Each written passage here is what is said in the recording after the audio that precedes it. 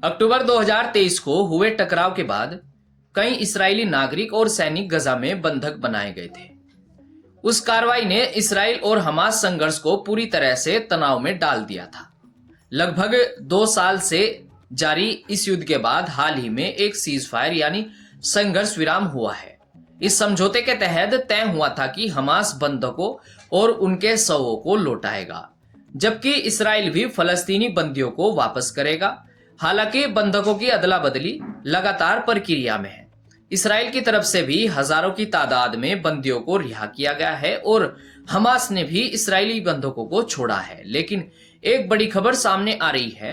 Red cross के जरिए Hamas ने 2 और शव इसराइली अधिकारियों को सौंप दिए हैं। प्रधानमंत्री नेतन्याहू के कार्यालय ने पुष्टि की है कि शव सुरक्षा बलों ने प्राप्त कर लिए हैं और उन्हें पहचान के लिए राष्ट्रीय फोरेंसिक सेंटर भेज दिया गया है।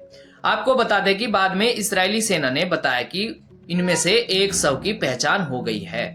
रिपोर्ट के मुताबिक हमास ने इसराइल को 2 शव और लौटाए हैं, जिनमें से एक शव की पहचान हो गई है और दूसरे की पहचान की प्रक्रिया अभी भी जारी बताई गई है। साथ ही प्रधानमंत्री कार्यालय की तरफ से एक बयान में कहा गया है, बंधकों की वापसी का प्रयास जारी रहेगा और यह तब तक नहीं रुकेगा जब तक आखिरी बंधक भी लौट नहीं आता।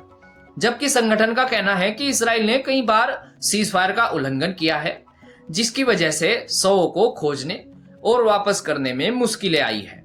अब तक हमास कुल 12 ऐसे इसराइली बंधकों को लौटा चुका है जो अब मौजूद नहीं है। आपको याद दिला दे कि समझौते के मुताबिक हमास को 72 घंटे के भीतर सभी बंधकों, चाहे जिंदा हो या मरद, को लौटाना था। इसके बदले में इसराइल को 360 फलस्तीनी शव और लगभग 2000 कैदियों को रिहा करना था।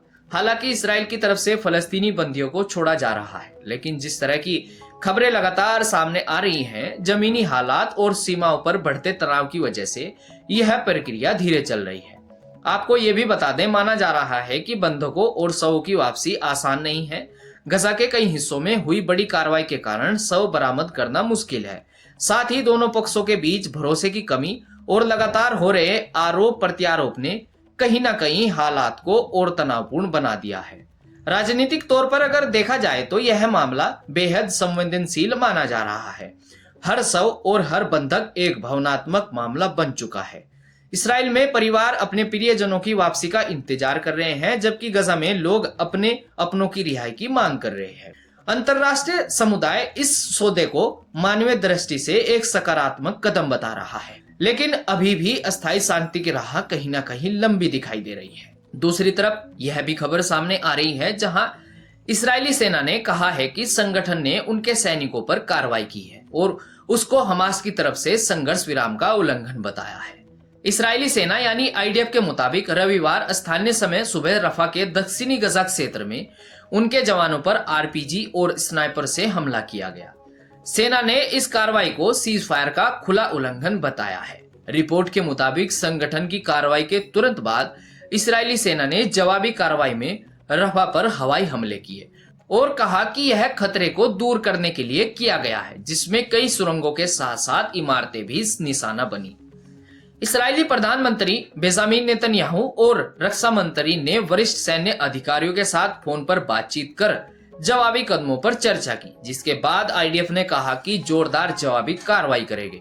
खबरों के मुताबिक वहीं हमास ने आईडीएफ पर हुए हमले की जिम्मेदारी से इनकार किया है और कहा कि इसराइल ने पहले सीज फायर का उल्लंघन करने की कोशिश की थी।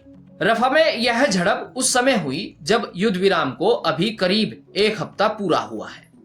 इस घटना ने एक बार फिर सवाल खड़े कर दिए हैं कि क्या दोनों पक्ष शांति बनाए रखने के लिए तैयार है या हालात फिर से बड़ी टेंशन की ओर बढ़ रहे हैं। दोस्तों, आने वाले दिनों में 3 चीजें महत्वपूर्ण हो सकती है। पहली, बंधकों की वापसी का जल्द होना। दूसरी, दोनों पक्षों की तरफ से संघर्ष विराम को बरकरार रखना। और तीसरी और सबसे अहम बात, क्या अंतरराष्ट्रीय मध्यस्थ इस प्रक्रिया को स्थायी बना पाएंगे।